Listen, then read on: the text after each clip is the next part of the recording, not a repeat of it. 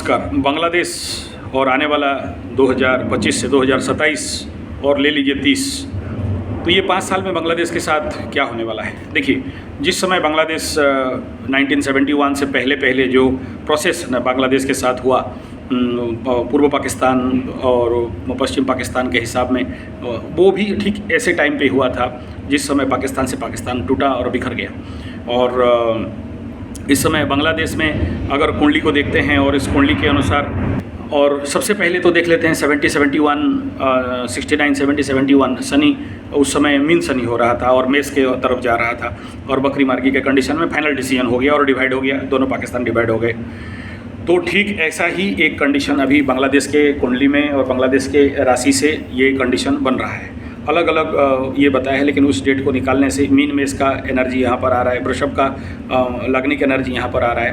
तो शनि वो इम्पोर्टेंट नहीं है, इम्पोर्टेंट ये है अलग अलग लेवल पे ये कुंडली को अगर एनालिसिस करते हैं, मतलब बिफोर पाकिस्तान कुंडली एंड आफ्टर पाकिस्तान कुंडली, बिफोर बांग्लादेश जब बना उसका कुंडली और अभी का कुंडली। तो इस प्रकार इस कंडीशन पे शनि वहीं उसी जगह में अभी घुसने वाला है जिस समय बांग्लादेश डिवाइड हुआ था। और उससे पूर्व आपको पता होगा बांग्लादेश में बहुत बड़ा सुनामी आया था जिसमें करीब 10,000 या 10 लाख लोग मर गए थे। तो वो जब शनि वहाँ पर आता है तो नेचुरल बात है, बांग्लादेश में उथल पुथल होना एक स्वाभाविक विषय बिंदु रहता है। तो आने वाला समय कुछ ऐसा ही दिखाई दे रहा है। और जो अभी उनका वहाँ जैसे ढाकेश्वरी मंदिर को तोड़ दिया गया और हिंदुओं के साथ बहुत सारा अनाचार दुराचार और उनको जेनोसाइड जैसे कंडीशन को खड़ा कर दिया गया, लोगों को मारा गया और बहुत सारे हिंदू टेम्पल्स को तोड़ दिया गया। तो ये नेचुरली धर्म है या अधर्म है, ये पुण्य है या पाप है, ये तो ईश्वर निर्णय करेंगे। मैं यहाँ धार्मिक लेवल पे बात नहीं कर रहा हूँ, मैं एस्ट्रोलॉजिकल लेवल पे बात कर रहा हूँ। और इस समय जो इकोनॉमिकल डाउनफॉल, पॉलिटिकल डाउनफॉल, राज्य सत्ता से हटना और विदेशी जैसे कुछ थ्योरी कह रहा है कि चाइना और पाकिस्तान मिलके यहाँ पर अपना षड्यंत्र राजनीति कूटनीति लगाए कोई, और स्वयं जो वहाँ के पूर्व राष्ट्रपति उनके हिसाब में कोई गोरा आदमी आया था, यूएस वाला कोई आया था और उनको इस प्रकार का कुछ जगह मतलब एक क्रिश्चियन कम्युनिटी का देश बनाना चाहता था, कुछ एरिया मांग रहा था। इसे बहुत सारे थ्योरीज हैं, किसी को कोई प्रैक्टिकल प्रूफ यहाँ पर नहीं है। लेकिन प्लैनेट्स कह रहे हैं कि आने वाला समय में अगर सबसे भयंकर कुछ भूचाल होने वाला है तो बांग्लादेश में।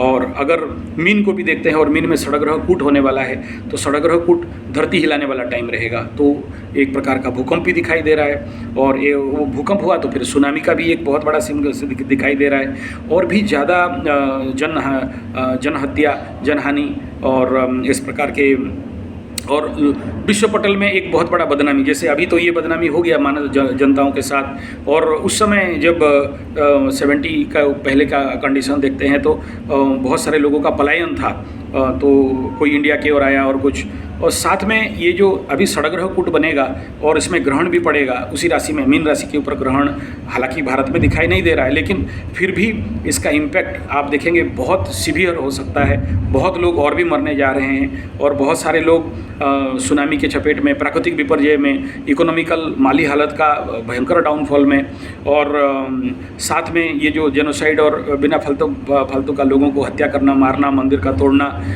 इस प्रकार के इंटरनल अंतर्कंदल और अंदर ही इसका मात्रा बढ़ेगा। और ये कुंभ राशि के कुंभ लग्न, कुंभ मेला के बाद देखेंगे इसका मात्रा कुछ और बढ़ेगा, क्योंकि यहाँ से जैसे जैसे रिएक्शन जाएगा वहाँ पर ओवर रिएक्शन होगा। स्वाभाविक बात है, क्योंकि ऐसे कुछ गुप्त में ऐसे धार्मिक उग्रता वाले लोग कुछ वहाँ पर बहुत ज़्यादा एक्टिव हैं और भी एक्टिव होंगे। और नेचुरल बात है, आपको पता है शनि जब किसी को दंड देने आता है तो पहले बहुत सारा पाप करवाता है, मिस्टेक करवाता है, गलत निर्णय करवाते रहता है। और तो ये कंडीशन यहाँ इस प्रकार का है। शनि यहाँ कुछ करते नहीं हैं, शनि तो केवल जाते हैं और अपने कर्म और कर्म का फल देते हैं।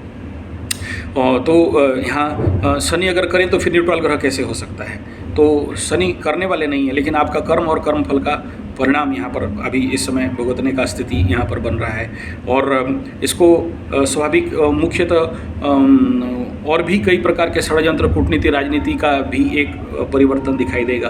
कुछ बड़े नेताओं का, टाटा बाय बाय का भी यहाँ पर कंडीशन दिखाई दे रहा है। तो और जनताओं में, जनता अभी क्या होगा, कुछ दिन के लिए आने वाला समय में शनि बाबा ब्लॉकेज हो जाएंगे, यानी पाप कर्तरी में आ जाएंगे। जब पाप कर्तरी में आ जाएंगे तो जनता और ज़्यादा ब्लॉक्ड होने लगेगा और उनके अंदर उग्रता और ज़्यादा बढ़ेगा।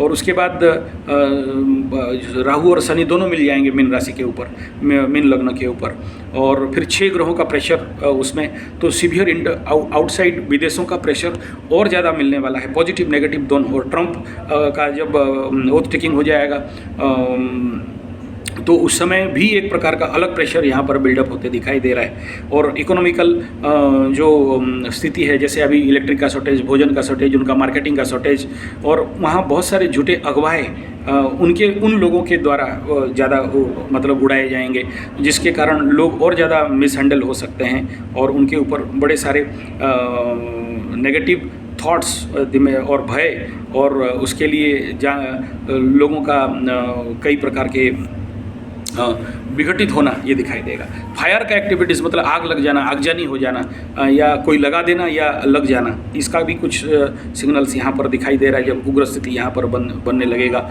एक दूसरे के अंदर प्रेम भाईचारा में कमी होगा और एक दूसरे के प्रति हिंसा का मात्रा यहाँ पर लोगों के अंदर बढ़ते हुए लग रहा है। पेपर्स में कोई सारे सीक्रेट चीज़ और घोटाला बहुत सारे सामने आएंगे।